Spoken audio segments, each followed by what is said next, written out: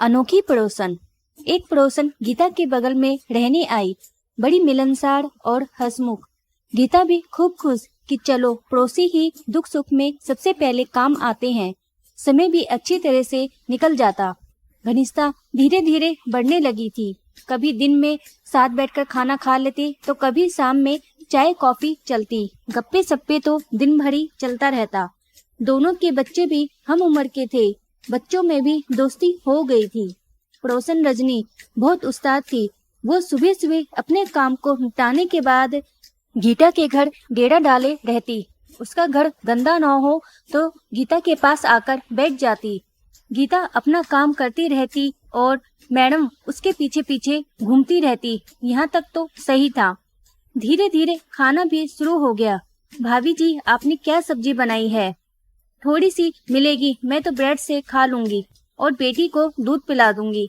हमारा तो काम चल जाएगा। अरे रोटी भी बना देती हूँ, भला खाने में कोई ब्रेड खाता है क्या? अरे आप तो फालतू में ही परेशान हो रही है, चलो बना ही दीजिए। अब तो अक्सर ऐसा होता ही, बिन बुलाए मेहमान की तरह वो मोहतरमा कभी भी टपक जाती। भाभी जी, बड़ी अच्छी खुशबू आ रही है, क्या बना रही है? अरे मेरे यहाँ तो गैस भी नहीं जली अब तक, हमारा दोपहर का खाना बाहर है। गीता ने हंसते हुए कहा। कोई भी मेहमान आए तो वो अपना पड़ोसी धर्म निभाना सबसे पहले आ जाती। हम लोग बहुत मिलजुल कर रहते हैं, साथ में खाना पीना भी हमारा चलता है, रजनी हंसते हुए कह रही थी। गीता मन ही मन बुदबुदा रही थी। भाई मिलजुल कर नहीं, तुम तो यही डेरा डाले रहती हो। मुझे तो याद भी नहीं कि आखिर बार तुमने मुझे कब खिलाया पिलाया है।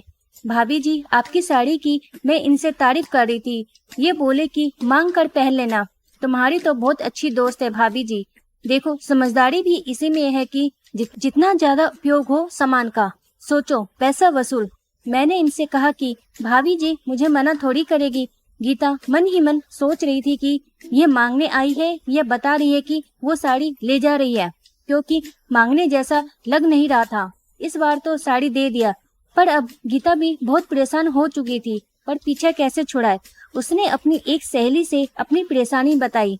कहते हैं ना, दोस्तों के पास हर समस्या का समाधान मिल ही जाता है। पूनम बोली कि भाभी जी, अब आप आगे से इसके साथ वैसा ही करो जैसा ये आपके साथ करती है। दूसरे दिन गीता सुबह सुबह रजनी के घर पहुंच गई और खाने की फरमाइशें शुरू कर दी। रजनी बहुत कामचोर और चालाक थी। बाजी पड़ती देख उसे लगा कि यह तो गड़बड़ है। गीता ने भी अब ढीठ बनकर वैसे ही करना शुरू किया। धीरे धीरे रजनी ने दूरियां बनानी शुरू कर दिया। इस तरह से गीता ने अपनी अनोखी पड़ोसन से पीछा छुड़ा लिया। तो दोस्तों, कैसी लगी आपको आज की ये कहानी? और क्या आपकी भी कोई ऐसी अनोखी पड़ोसन है? कमेंट बॉक्स में बताएं। वीडियो पसंद आए तो चैनल को लाइक करें, शेयर करें और सब्सक्राइब करें। वीडियो देखने के लिए आपका धन्यवाद।